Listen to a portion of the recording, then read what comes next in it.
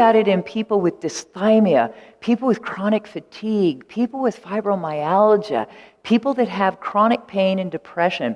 Rhodiola is used in people who you want to sort of, bump their chi. You want to sort of invigorate them. Almost the opposite of ashwagandha. It is considered an anti-fatigue agent in Sweden. It is their most common psychostimulant, non-pharmaceutical psychostimulant aid that's used in Scandinavia. It's a beautiful plant. Depression, fatigue, chronic burnout. I don't know how to, in most people with chronic fatigue syndrome, chronic pain with depression and fatigue, rhodiola is almost always a mainstay in those formulations. This was a burnout study that was done. It was an open-label trial, 118 outpatients with burnout that had burnout syndrome. They used a whole bunch of validated scales. They used 400 milligrams per day of a rhodiola extract. It's one that's been used quite often in a number of these trials. It was 12 weeks. They found significant improvement in multiple parameters with anxiety, with exhaustion, etc. 10% of the people who took it had possibly related adverse events. Head pressure, lightheadedness, feeling irritated, some eye swelling. The irritation part is very real.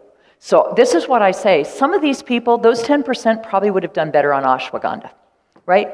You treat everybody like they're burned out. You're not checking cortisol. You're not doing anything like that. You just treat everybody like they're the same and you give them rhodiola. You give me rhodiola, I'm like the Duracell bunny, man. I will not go to sleep. I'm running all day because it just jacks me up too much. It's not appropriate for my constitution. So rhodiola, I really want you to think burnout with fatigue, pain, your chronic pain patients maybe that are very tired, low cortisol. At 3 months, I don't know if you know this, but most of the data shows by 3 months, patients with chronic pain have very low cortisol and very little ability for their adrenals to adapt to stressful situations. Rhodiola, much more profound in this kind of group of people. Next slide. Mood, there's been 11 trials looking at it for depressed mood and fatigue. All of those have showed a tendency towards improvement. There was a number of studies looking, one study at UCLA looked at this for anxiety, found it was beneficial. I think you'd have to get the right person. I think many people with rhodiola who are anxious become more anxious. Next. There was a recent review looking at rhodiola may be beneficial in women going through menopause. I read the article. I'm not sure what all that's based on. I think it's more of the basic science. A lot of us don't use it extensively in menopause, but in some women it might be just right? When you're looking at somebody who's got fatigue and depression and it's hard to get them up and moving, that's the person you would think about. There are drug interactions possible with rhodiola. In humans, you can have problems with the sulfonylureas, phenytoin, warfarin, because it impacts CYP2C9. So all my students yesterday, I gave you all those charts.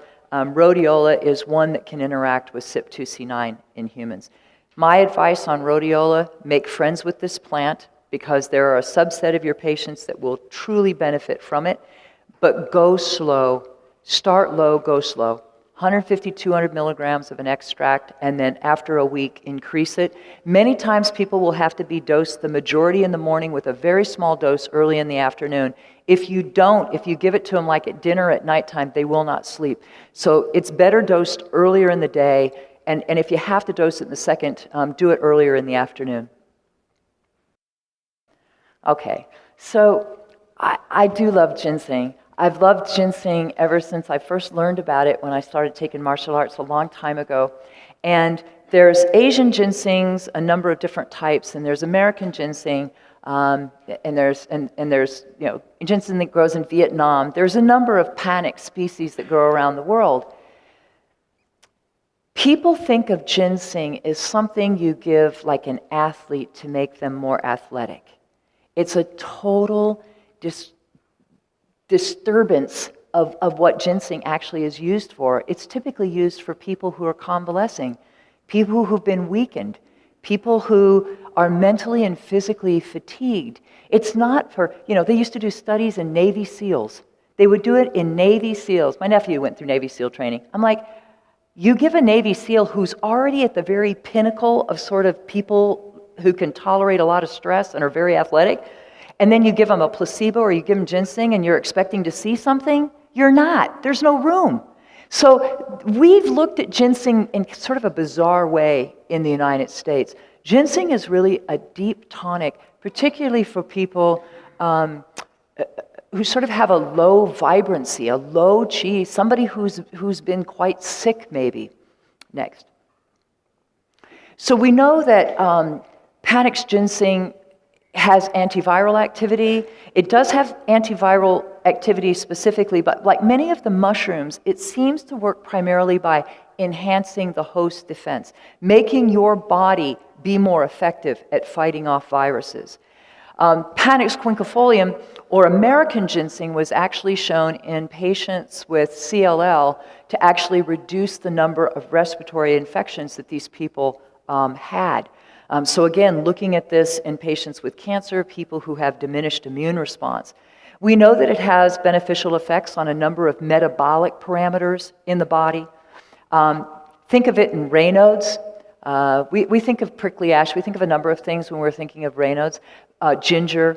But red ginseng, Korean red ginseng, very, very good for people with cold extremities. But think about this also in older people who have always cold hands, cold feet.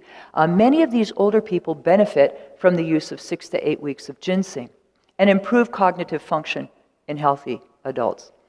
So there was a lot of research that went on to see if ginseng actually would interact with medications and drugs, and the good news, and I'll show you the slide in a moment, is that it didn't. So one of the areas that researchers wanted to look at is, could you give ginseng to people undergoing chemotherapy or radiation, and could it reduce cancer-related fatigue?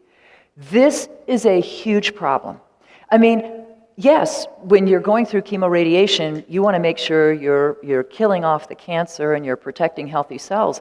But many people get treatment breaks for a whole variety of reasons, because the fatigue can be absolutely debilitating. There was a randomized controlled trial using 2,000 milligrams of American ginseng from Wisconsin, so it came from Wisconsin, good quality ginseng, and it was done in more than 40 cancer institutions across the United States, and what they found was a significant difference between the placebo group and the group that got the ginseng. The people that got the ginseng had much less fatigue than the people who took the placebo. I think this is wonderful news, because it also speaks to what I said earlier. This is not for Navy SEALs. This is for people who are convalescing, who are quite ill, that you want deep adaptogenic sort of strengthening. Ginseng is excellent, both Asian and American. Next.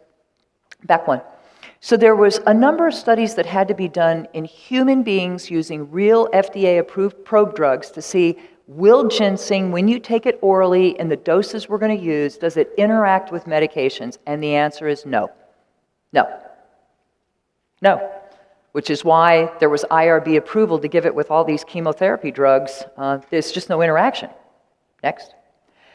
There's also been in our literature and amongst herbalists this notion that kind of trying to, almost distorting, trying to take a TCM way of looking at physiology and translating that into just like right across the board in Western physiology. Difficult to do unless you really know what you're doing. So I've heard throughout my career that ginseng affects blood pressure. And yet all the people I've used it on, in all the clinical trials, you see no elevation in blood pressure. You usually see a reduction. So this was a systematic review of all the trials that had been done, and we've looked at this from adverse event reports as well. Ginseng actually does not elevate systolic blood pressure, diastolic, or affect mean arterial pressure.